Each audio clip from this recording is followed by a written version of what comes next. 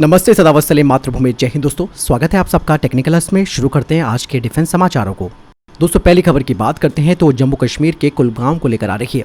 दरअसल जम्मू कश्मीर में सुरक्षा बलों को एक और सफलता मिली है। सुरक्षा बलों ने एक मुठभेड़ में एक आतंकी को मार गिराया है। मुठभेड़ के बारे में जम्मू कश्मीर पुलिस ने ट्वीट कर जानकारी दी है, जिसके मुताबिक कुलगाम जिले के नावापोरा स्थित मीर बाजार में एक अभियान मुठभेड़ में तब्दील हो गया, जिसमें सुरक्षा बलों ने एक आतंकी को मार गिराया और अभी भी तलाशी अभियान जारी है।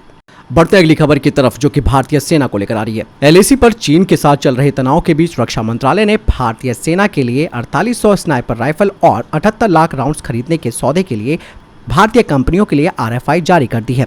रक्षा मंत्रालय के डिफेंस प्रोक्योरमेंट बोर्ड ने इन स्नाइपर राइफल खरीद की मंजूरी पहले ही दे दी थी। इस बाबत 2016 में पहले भी आरएफआई जारी की गई थी, लेकिन टेंडर प्रक्रिया में अधिक कंपनियों को शामिल करने के लिए एक बार फिर से आरएफआई जारी कर दी गई है। बता दें कि आरएफआई बाय इंडिया के तहत जारी की गई है, यानी कि ये स्नाइपर राइफल भारतीय कंपनियों से ही खरीदी जाएगी। हालांकि भारतीय कंपनियां इस सौदे के लिए किसी विदेशी कंपनी से करार भी कर सकती हैं। रक्षा मंत्रालय के द्वारा नई आरएफआई के मुताबिक ये स्नाइपर राइफल .338 बोर की होनी चाहिए और इनकी रेंज 1200 मीटर से कम नहीं होनी चाहिए। इन राइफल की लंबाई 1250 mm से ज्यादा नहीं होनी चाहिए और वजन करीबन 9 किलो तक होना चाहिए। राइफल पर टेलीस्कोपिक साइट भी लगी होनी चाहिए। राइफल का एमुनेशन भी .338 लैपुआ मैग्नम होना चाहिए। टेंडर के मुताबिक थल सेना के इन्फेंट्री डायरेक्टरेट को इन स्नाइपर राइफलों की जरूरत है, जिसके अंतर्गत भारतीय सेना की इन्फेंट्री बटालियन है।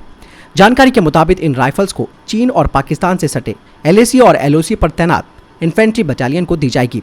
पाकिस्तान से हुए युद्ध विराम समझौते से पहले एलओसी पर स्नाइपर फायरिंग भारतीय सेना के लिए एक बड़ी चुनौती थी। इस टेंडर की कुल कीमत 460 करोड़ रुपए है। दोस्तों, अगली खबर एलसीए तेजस मार्क 1A को लेकर आ रही है। बता दें कि पहला Tejas mark 1A flying test bed, जो कि जल्द ही अपनी पहली टेस्ट फ्लाइट करने वाला था, जिसके लिए अभी थोड़ा और वक्त का इंतजार करना पड़ेगा। इसके पीछे का कारण ये है कि जो जरूरी कंपोनेंट्स विदेशों से आयातित किए जाते हैं, उनकी डिलीवरी में देरी हो रही है। अब ये कहा जा रहा है कि पहला फ्लाइंग टेस्ट बेड का टेस्ट आने वाले कुछ हफ्तों में हो सकता है। वहीं दूसरा तेजस मार्क 1A का इस्तेमाल भी दूसरे टेस्ट बेड के रूप में किया जाएगा।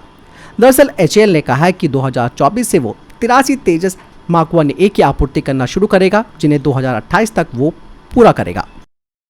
बढ़ते अगली खबर की तरफ, जो कि भारतीय नौसेना को लेकर आ रही है। दरअसल दोस्तों, मझगांव शिप बिल्डर लिमिटेड ने प्रोजेक्ट 17A के तहत चौथे फ्रिगेट की लेन सेरेमनी आयोजित की है, जिसे कि भारतीय नौसेना के लिए बनाया जा रहा है। बता दें कि प्रोजेक्ट 17A के तहत Mazagon ship builder limited 4 frigates तैयार करेगी और वहीं दूसरी तरफ garden reach and ship builder 3 frigates को तैयार करेगी, जिसे कि इंटीग्रेटेड कंस्ट्रक्शन टेक्नोलॉजी का इस्तेमाल करके तैयार किया जाएगा।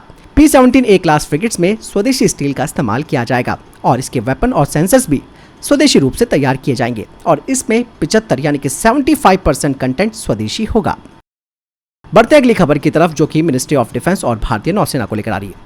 दोस्तों, बता दें कि मिनिस्ट्री ऑफ डिफेंस और भारतीय नौसेना ने एक रिक्वेस्ट फॉर इंफॉर्मेशन जारी किया है naval ship borne unmanned aerial system के लिए, जिसकी 40 यूनिटें खरीदी जाएंगी और इन्हें नेवल शिप से लॉन्च किया जा सकता है। बता दें कि इनका इस्तेमाल surveillance, signal intelligent, target acquisition, reconnaissance के लिए किया जाएगा और इसमें 10 घंटे का इंड्योरेंस टाइम होना चाहिए सामान्य पेलोड के साथ। वहीं इसकी रेंज 100 किलोमीटर होनी चाहिए और 5000 फीट की लॉइटरिंग क्षमता होनी चाहिए। अगली खबर की बात करते हैं तो वो आ रही है डीआरडीओ को लेकर। दरअसल दोस्तों, डीआरडीओ ने वशिष्ठा रिसर्च प्राइवेट लिमिटेड को एक अनुदान दिया है सॉलिड प्रोपेलेंट मशीनिंग रोबोट्स के लिए, जिसे कि टेक्नोलॉजी डेवलपमेंट फंड स्कीम के तहत इन्हें दिया गया, जो कि 10 करोड़ रुपए का है। बता दें कि सॉलिड प्रपल्सन रॉकेट किसी भी टैक्टिकल और स्ट्रेटेजिक मिसाइल डिफेंस की रीढ़ की हड्डी होती है। इसका इस्तेमाल स्पेस लॉन्च व्हीकल के पहले स्टेज और बूस्टर रॉकेट में भी किया जा सकता है। बढ़ते अगली खबर की तरफ, जो कि डीआरडीओ से ही आ रही है। दोस्तों, अब दुश्मनों के टैंक की खैर नहीं है। दरअसल भारत का मेन बैटल टैंक अर्जुन से सिर्फ गोले ही नहीं निकलेंगे, बल्कि laser guided anti tank guided missile यानी कि LGATGM भी दुश्मनों की मौत का सबब बनेगा। बता दें कि कल डीआरडीओ ने पुणे स्थित के रेंज पर सफल परीक्षण किया है। Laser guided anti tank guided missile ने पूरी सटीकता के साथ टारगेट पर निशाना लगाया है। हैरान कर देने वाली बात यह है कि यह मिसाइल नजदीक और दूर दोनों टारगेट्स को मार गिराने में सक्षम है। इस दौरान मिसाइल की टेलीमेट्री और फ्लाइट परफॉर्मेंस भी सही थी। इस स्वदेशी एंटी टैंक मिसाइल में tandem high explosive anti tank यानी कि हीट हथियार लगा है, जो अत्याधुनिक एक्सप्लोजिव रिएक्टिव आर्मर यानी कि ERA कवच वाले बख्तरबंद वाहनों को छेद सकता है। यानी आज के जमाने का कोई भी टैंक या बख्तरबंद जो वाहन होता है वो इसे बच नहीं सकता है।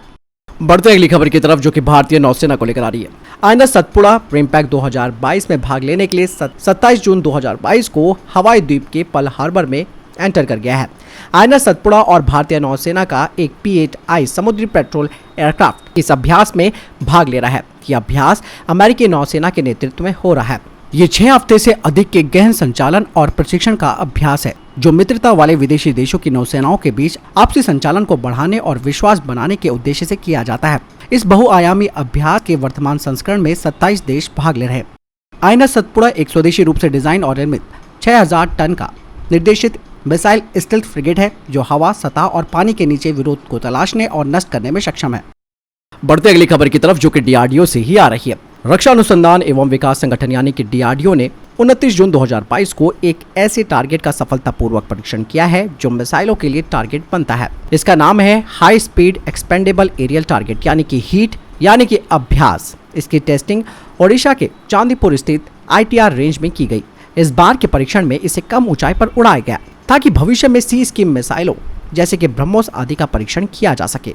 इस परीक्षण में हीट अभ्यास की विभिन्न प्रणालियों की जांच की गई। सब कुछ बेहद सटीक और सफलतापूर्वक काम करता मिला। इस परीक्षण में इस विमान की निगरानी, टेलीमेट्री, रडार एवं इलेक्ट्रो ऑप्टिकल ट्रैकिंग सिस्टम यानी कि EOTS सहित विभिन्न ट्रैकिंग सेंसर्स की जांच की गई। इस विमान के सारे हिस्सों ने तय मानकों पर सारे लक्ष्य हासिल किए हैं। इसके लिए रक्षा मंत्री राजनाथ सिंह ने अभ्यास के सफल उड़ान परीक्षण के लिए DRDO को बधाई भी दी है।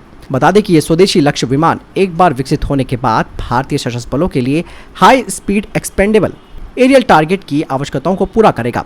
बता दें कि इसे DRDO की एरोनॉटिकल डेवलपमेंट एस्टेब्लिशमेंट के द्वारा तैयार किया गया है। एयर व्हीकल को ट्विन अंडरस्लंग बूस्टर का उपयोग करके लॉन्च किया जाता है, जो वाहन को प्रारंभिक लॉन्च बूस्ट प्रदान करता है।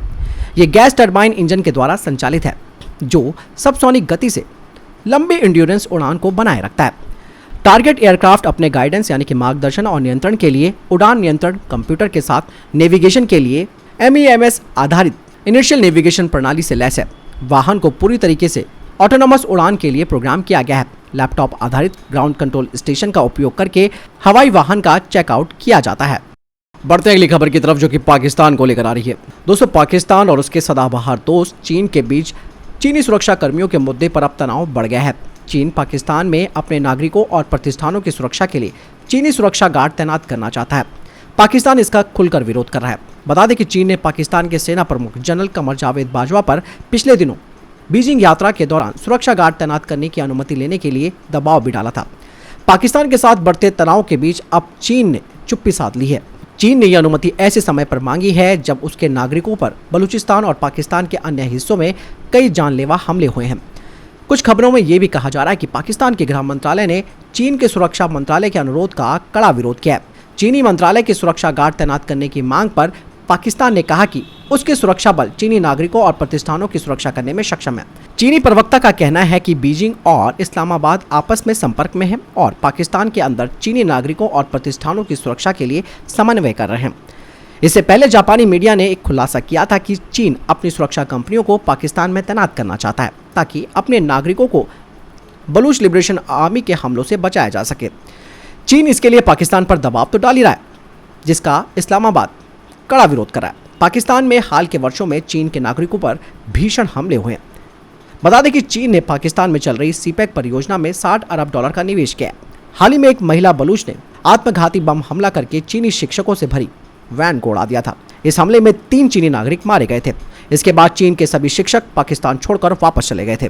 इससे पहले भी बलूच लोगों ने सीपैक परियोजना पर कई भीषण हमले किए हैं। इसके अलावा TTP यानी कि तारिक-ए-तालिबान पाकिस्तान भी चीनी नागरिकों को निशाना बना रहा है। चीनी नागरिकों की सुरक्षा के लिए पाकिस्तान ने अलग से एक सैन्य बल भी बनाया है, लेकिन लगातार अपने नागरिकों की हत्या से चीन हताश हो गया है।